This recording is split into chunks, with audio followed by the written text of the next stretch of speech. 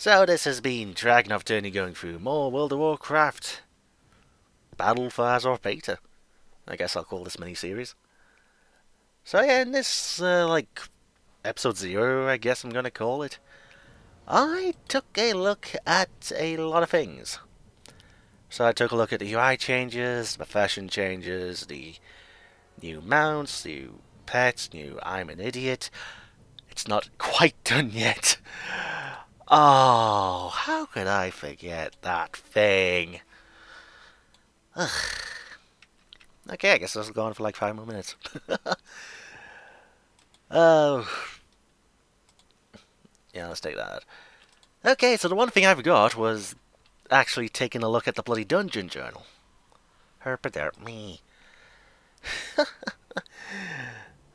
Collect 100 unique pets to earn nuts. The squirrel. Lovely. Suggested. Nothing. Nothing. Waycrest Legacy. Item 300. Ah. When you trigger a cacophonous chord or harmonious chord, there is a 40% chance to trigger the other chord at 60% of the power. What? What? I don't understand that. Then you got 8.0 Vignette Brutal at 280. So sets are in the game? It's just not raid sets then. Oh, wait. Your damaging spell have a chance to cause a cacophonous chord, dealing 733 damage to a nearby enemy. Your healing spells have a chance to cause a harmonious chord, restoring 219 health to a nearby injured ally. Oh. There's a percentage chance to... If you're dealing damage, there's a percentage chance to cause healing. If you're healing, there's a percentage chance to cause damage. Okay. Set 2. Your damaging spells and abilities have a chance to shock your target. Okay. And then Sandy. So I guess you want to get like 2 items from here and 2 items from here. Maybe. Chance when taking damage to increase your dodge by 36 to 8 seconds. So I guess these are more like, these are tanking, these are damage, and these are maybe healing? Maybe. Okie dokie then. So we have a Tel Dazar, we have Freehold, we have King's Rest, we have Shrine of the Storm, we have Underrot, we have the Motherlode, we have Temple of Bareilles, we have City of Bareilles, we have Dol de Gore, and we have Waycrest Manor. So let's see, a Tel Dazar. For millennia, the Zandalari kings were laid to rest within the tombs of Atal Dazar, secluded high atop the mountain Mugamba. These pyramids grew more elaborate with each passing ruler as new rooms were constructed to house the deceased's vast wealth. Now, these once pristine halls have been corrupted by the Prophet Zul and his trusted lieutenant Yasma, who seek to twist the power of these ancient kings to their own dark machinations. Okay, so we have Priestess Alunzar as a fanatical defender of Atal Dazar's golden sanctum. Priestess Alunzar has come to cleanse the temple of all corruption at any cost, including you. So we have a shiny golden troll. I suspect that is war paint. Maybe.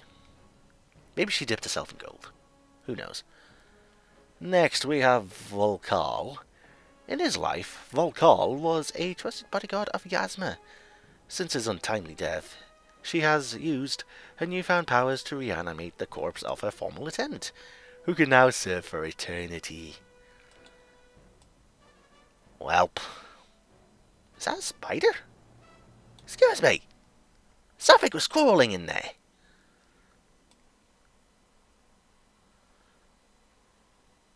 I saw something crawling. Oh, it's coming out the mouth and going in places. Oh, that's creepy. I keep saying the spiders.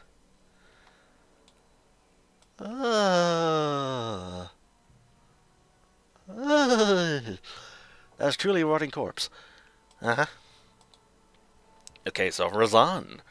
Razan, once a lord to the Zandalari kings, had his soul torn from his body during a ritual. Now only Twisted Husk remains, bent on devouring anyone who enters his hunting grounds. So we have a zombie skeleton dinosaur. Lovely. And then finally we have Yasma. Having consumed the might of Shadra, the spider lower, Yasma is now tasked with holding the sacred temple of Ataldazar for her master, the Prophet Zul. So she's a spider lower troll thing. You know what she reminds me of? Going all the way back to Pandaria.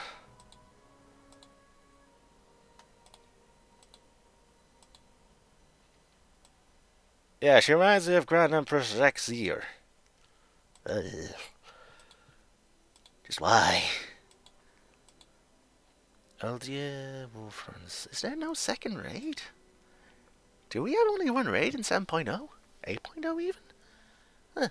Okay. Maybe they're holding out. So let's see. Freehold has traditionally served as a haven for pirates, scoundrels, and those who wish to live free of Kul'Tiran control. Now the Iron Tide Raiders have brought the city under their harsh rule and are coercing the various pirate crews under their banner.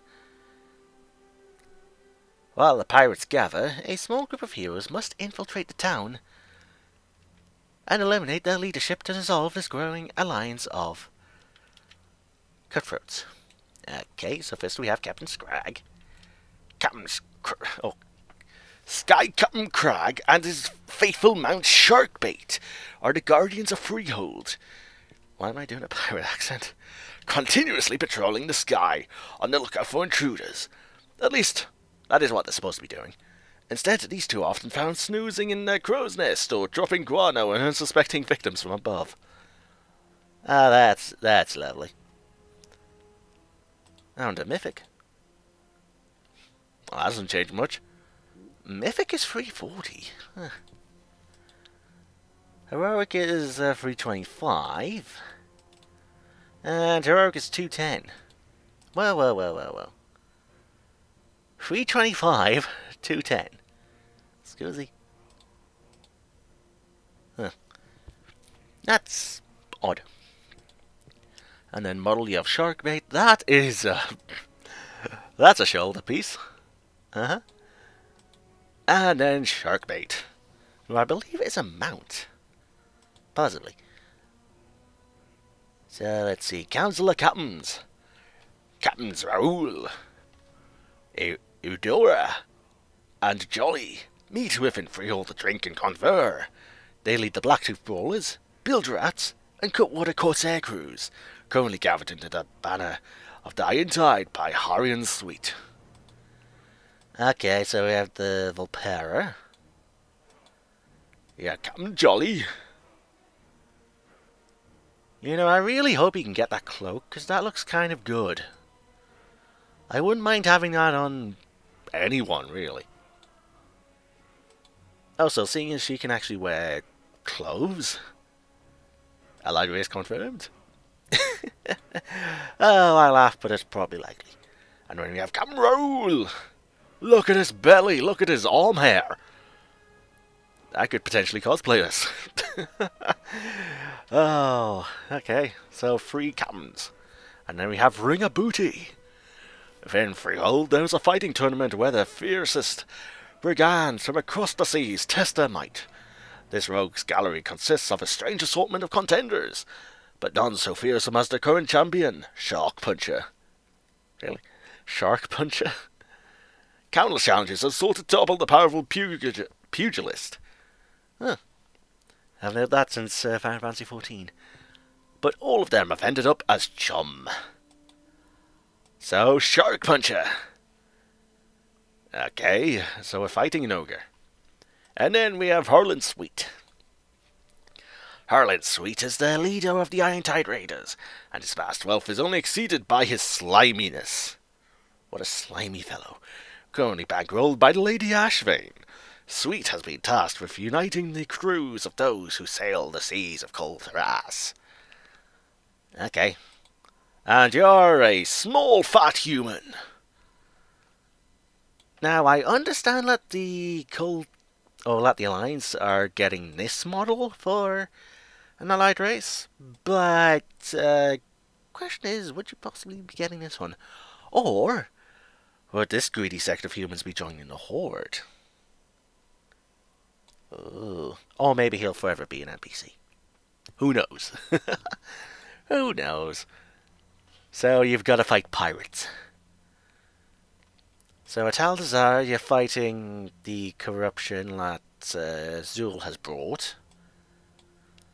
In Freehold, you're fighting pirates. What's King's Rest? King's Rest, God knows. However, there are things to look at. So we have the Golden Serpent. You have Chimba, the Embalmer.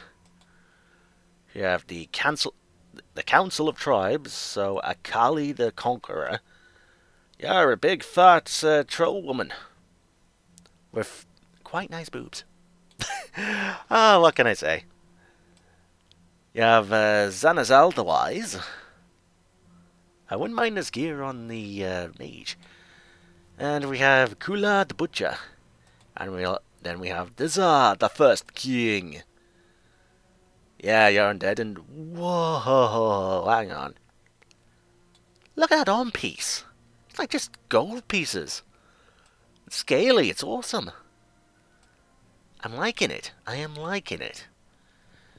Okay, so God knows what King's Rest is. I suspect it's probably something to do with Vol'jin and Lena's ashes there. Yeah, then we have Shrine of the Storm. The Shrine of the Storm is a seat of power for both House Storm Song and the Tide Sages alike. Here, blessings upon the fleet are performed to ensure that the Kulturan fleet knows no equals in combat. So then we have Akrusur. The deep hides many things and much power. Lord Stormsong is not unfamiliar with these waters and calls upon them to defend the sacred grounds. So we have a Cthulhu-esque water elemental. Ugh. Next we have the Tide Sage Council. Brother Ironhull and Gale Caller Faye represent two of the major blessings the Tide Sages perform on newly constructed ships. Runes and blessings upon the hull and sails ensure that the Kulturan fleet is unmatched on all seas. So we have Fat Man again. And we have Tiny Woman. Or, well, Slim Woman at least. Okay. Next we have Lord Stormsong. Master of House Stormsong. Lord Stormsong leads the Tide Sages in their oceanic blessings and ways. However, not all is as it seems. Stormsong has power over the Void. Enough said, really. Yeah, Void shit. Really. And then Vol'Zif, the Whisperer. Sent by Queen Azshara to subvert the Tide Sages, Vol'Zif maddeningly whispers promises of power to those willing to listen. So we have servants of all gods. Fantabby-dozy. If we don't fight hands off this expansion, then I have no idea when. Okie dokie, so that's 4 out of 10. Next is the Siege of Bareilles. And I think King's Rest and the Siege of Bareilles are Mythic-only dungeons? Maybe? So it's going to be like those 2 Surma dungeons that I've never recorded. Oh, that's going to be fun. Let's see. Siege of Bareilles. Lady Ashvane has unleashed her endgame and sent her forces against Bareilles. As the city burns, a small group of heroes must quell the rising chaos and put an end to Ashvane's plan to dominate the region.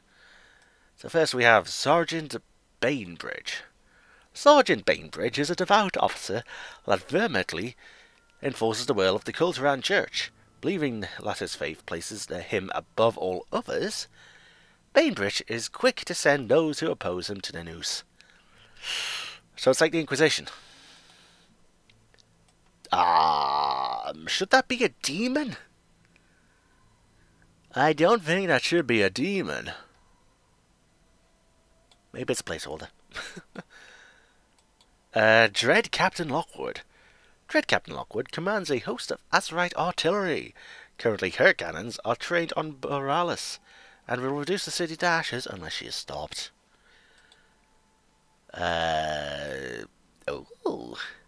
Monocle, pirate cloak. I want that cloak on my characters. I need it. Is it possible that it's an actual thing? Nothing's showing. Oh, now it's showing. Hands, wrist, one hand, feet, trinket. No, nothing. Anything from you? No. Anything from you? No. Anything from you? Chest. Nope. Nope. Nope. Fuck. Well, it was worth a go. Maybe it will be. So, right, that's her model. Next is Hadal Dark Fathom. Hadal Dark Fathom is an ancient sea giant called from the depths to unleash his fury on Bareilles. Using his powerful strength, he crushes buildings, statues, and civilians alike. And it's a sea giant. Okay. Then we have Vic Goth. Summoned from the depths by Lady Ashrain, Vic Goth has devastated the harbour, capable of pulling entire galleons to the crushing depths. This Leviathan must be defeated before the Kulturan fleet is destroyed. Leviathan, save us. So it shows a Kraken model here, but from the videos I've seen of it in the actual dungeon, it's quite different to that. Okay, so that is Siege of Bareilles. Next is Temple of Sephoralis. I'm about halfway done. And then I have the raids. God, this is going to be like an hour and a half video of me just rambling about shit. That would take ages, then I'll probably just split it between what I was looking at and the adventure guide. Yeah, it'll probably help with spoilers. So anyway, Temple of Sephoralis. No overview. Lovely. No thing for you. Lovely. It is Snakeman 1 and Snakewoman 1. I assume it's a Snakewoman because the boobs are being hidden. I'm assuming the genders. I apologize. Merekva is a giant snake. And she has snake minions. Okay. Next we have Galvazd. I don't know if it's supposed to be an elemental, but sure, I'll go with it. And Avatar of Sephoralis. The heart of Sephoralis' defenses have been disabled by the Hoodoo Vexers of Jakrazet. Defeating them all will reset the defenses and give players the opportunity to restore the Avatar to full health. Players successfully complete the encounter when the Avatar is restored to full health. So it's essentially the Green Dragon boss in ICC. Yeah. Avatar Sephoralis. Hoodoo Hexa. Guardian, Plague Doctor. Okay. So next is the Motherlode. Nothing on the Motherlode. Coin-operated crowd pummeler. When goblins fight, the winner of the argument is the one with the deepest purse. Why? Because they can afford to pay the pummeler. That looks really familiar. I'll tell you why it's familiar. It's because it's a bloody Lightforged Warframe, just a reskin. And a few extra things. Oh, I get it. Right, Azeroth. Goblins dwelling far right have disturbed the powerful earth spirit, Azeroth, who has taken physical form to exact vengeance. Yep, I'd be pissed too if goblins started mining me. Next is Rixa Flux Flame. Overseeing the creation of the Venture Co's great, the Venture Co. Supply of Azerite Catalyst. Rixa is a renowned chemist and a gleeful pyromaniac. Lovely. And finally we have Mogul Razdunk. Never able to ascend to Trade Prince, Mogul Razdunk is certain that becoming the world's foremost Azerite Baron will bring him fame and fortune beyond his station. And that's a goblin. That's a goblin helicopter. Based on Mimiron's head. Most likely. Okay. So that's a Motherlode. Next is the Underworld. Nothing on the Underworld. Elder Lexa. Corrupts the players of Taint of Gahoon. Uh-huh. Next is Cragmore Infested. Nothing about him, but there... Wait. Players must stomp on blood-tick lava before their metamorphosis can complete. Oh, so then they'd go into stronger ads, which would probably kill you. Okay. Okie dokie then. What's this, like a mount or a pet? I believe both. So next is Spore Zancha. Holy fuck, that's creepy. Like it's being controlled by the spores, it's reminding me of Bloodborne. Or Dark Souls. Well, they're both made by the same people. Next is Unbound Abomination. Talok the Corrupted. I don't think that's supposed to be the Unbound Abomination. Okay, so there's still... Yeah, judging by this, there's still a few descriptions they need to add for dungeons. Next is Gore. Once a mighty prison, once a highly maintained prison, Gore has since been purchased and run by the Ashvane Company. Now it serves as indefinite holding for any who would oppose the Ashvane Trading Company. Lovely. Let's see, the Sand Queen. Little is known about the monstrosity that lives in the sand surrounding the prison. No prisoners have ever survived an escape attempt. God's only finding discarded clothing and bones. And we kill it. It's like a giant woodlouse. Jess Howlis. A vicious pirate of dubious loyalty. Jess Howlis was captured alongside his brother and locked away. After being released in a prison riot, Jess has since taken over as the de facto leader of the gang. So fighting a Worgen. Okay. Next is Knight Captain Valeri. Knight Captain Valeri is in charge of the Ashvane Armory and watching over the explosive munitions within. She has taken an obsessive interest in the power of flames, a worrying thought concerning her position. How come it's always the slim, silver-haired lasses that go insane? Oh. And finally, Overseer Corgus. Warden to Gore. Overseer Corgus maintains the day-to-day goings of the mighty island prison. His love of Azeroth is widely known, even going so far as to infuse it into his bullets. I was expecting a big guy. Okay. So we're going into the... Why are we going into here? As a horde, why do I need to go into the prison island? Maybe for the Azeroth. Oh. Right, so finally, Wayquest Manor. Nothing at all. Well then. Heartsbane Triad. So we have creepy Witch of Hemric from Bloodborne. Another Witch of Hemric from Bloodborne. And another Witch of Hemric from Bloodborne. Lovely. Soulbound Goliath. Oh, I've seen this in several streams and videos. It's really sad. It's like you've got a bunch of souls like bound to this colossus and being tortured and all sorts. It's horrific. It's horrific. So let's see. Ral the Gluttonous. He's a big fat pig man. Yep, he's a big fat pig man. Wasting Servant. Big fat pig man. Gluttony. Then we have Lord and Lady Wayquest. So that is Lord of Wayquest.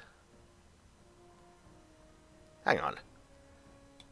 Let's see. Half of you is normal. That leg and that arm is Drust then. And then we have Lady Wayquest, who is very, very creepy. Indeed. And then we have Gurok Tui, or Gurok Tul, who is apparently a Drust or something. The leader of the Drust. Death Touch Slaver. That is terrifying. Yeah, Gorkle. Well, so that is all the dungeons. So let's see anything in the raids. Let's see. Hailstone Construct. Oh, this thing. Yeah, that thing's weird. Showed up in the trailer. Achaphos the Winged Typhoon. Oh, you're Pandaren Phoenix. Okay. I was expecting a dragon. Roarbringer Yanaj. That's... I'm going to assume that's an old god follower, maybe. Not Achaphos. Yeah. So let's see. Zandalar. You have Dazane. I assume that's Dazane. We have Giarak. I assume that's Giarak. Giarak Scavenger. And then we have Dune Gorger Growlock, who's a dinosaur skeleton thing. And whoa, what the fuck are these things? Ravenous Ranishu.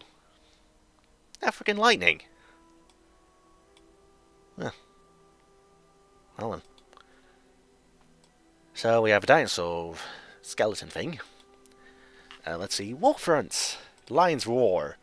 The Lion's Roar is the pinnacle of Alliance engineering, built to dominate the battlefield. This asset can carry legions of troops and decimate enemy fortifications. When deployed onto the field, there is nothing that can change this behemoth. His charge to victory. I believe that's an Azurite war machine. And then Lion's Engineer, Lion's Shield Bearer, Lion's Warcaster. And I believe there's a Horde version if I want to quickly switch over.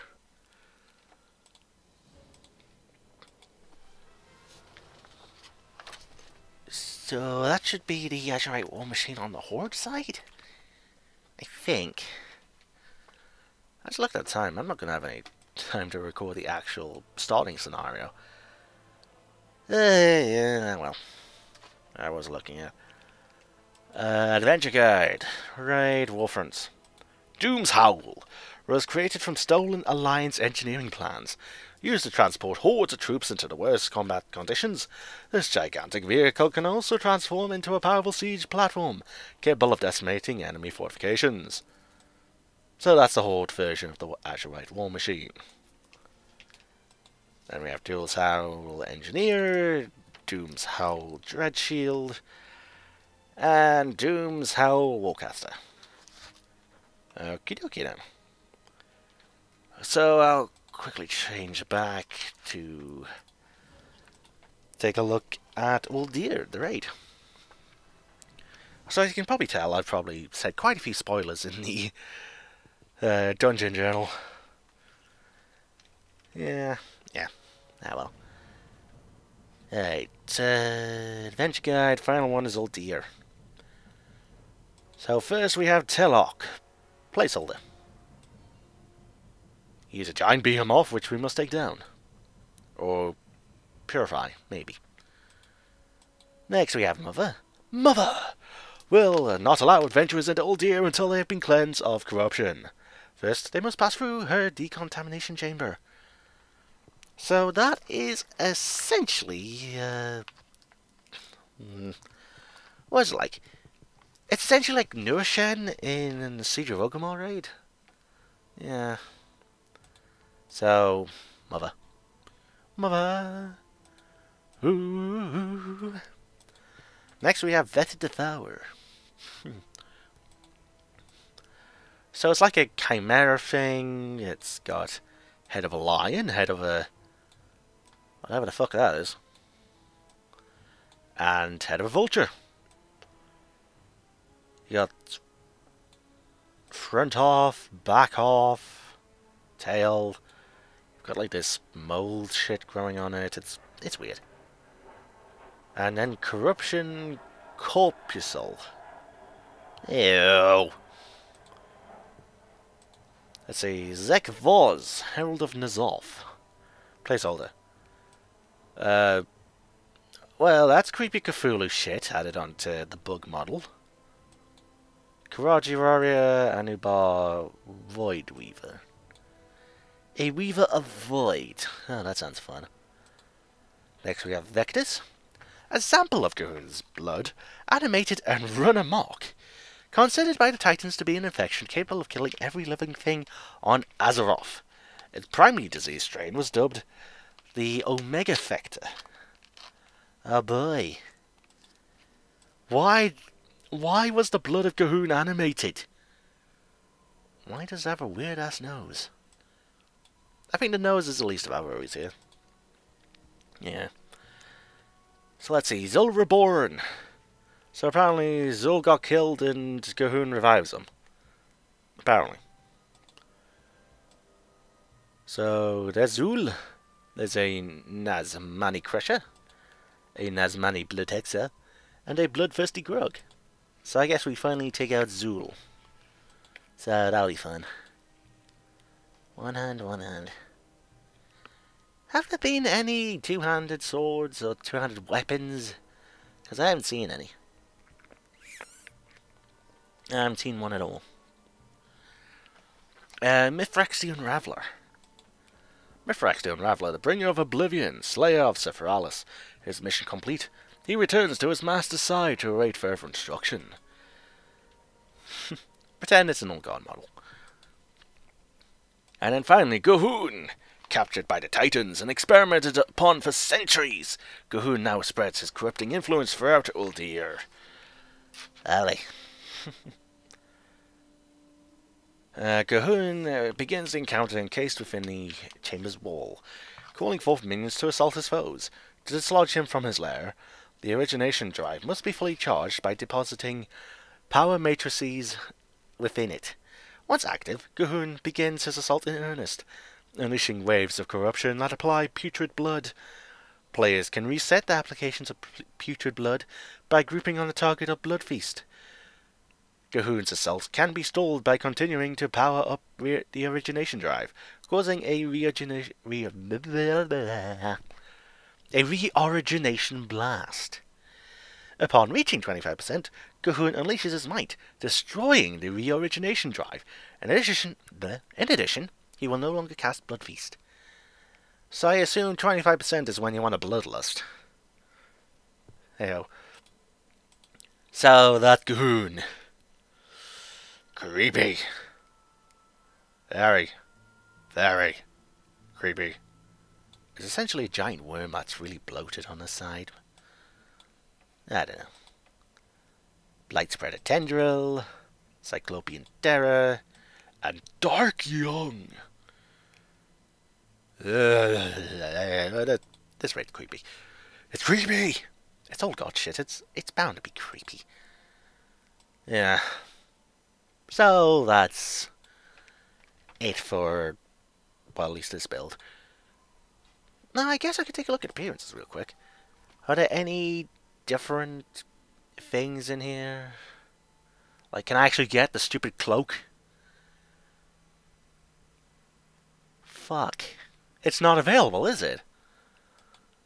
It's not gonna be available. Which is a shame because it looks fucking awesome. I hope it's available. Volnise, Andalari Empire, Honor Bound, Delange Expedition, Master Trainer. Maybe it'll be available eventually. Who knows? Who knows? So I guess with that, now I'm done.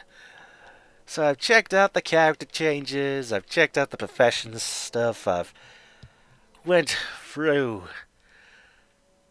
the bloody, why do I keep saying bloody? The adventure guide for this build at least. So yeah, I'm pretty much done, except for actually going into Zandalar and Kulturas. So this has been DragonofEternity going through more World of Warcraft Legion Beta. In this episode, or these two episodes, I don't know how I'm going to split this, I've looked at some of the changes for the Battle for Azeroth expansion. At least in the beta. next episodes, next recording session, I've got to go through the Siege of Lordaeron scenario on a Horde character and an Alliance character. And then I might as well check out the new zones. I don't think I'll be doing too much on them. At least I won't be making a mega series out of it. Maybe I'll try recording a full zone in a single day. I'll see how it goes. So, yeah. And I guess with that planned out, viewers, until next time.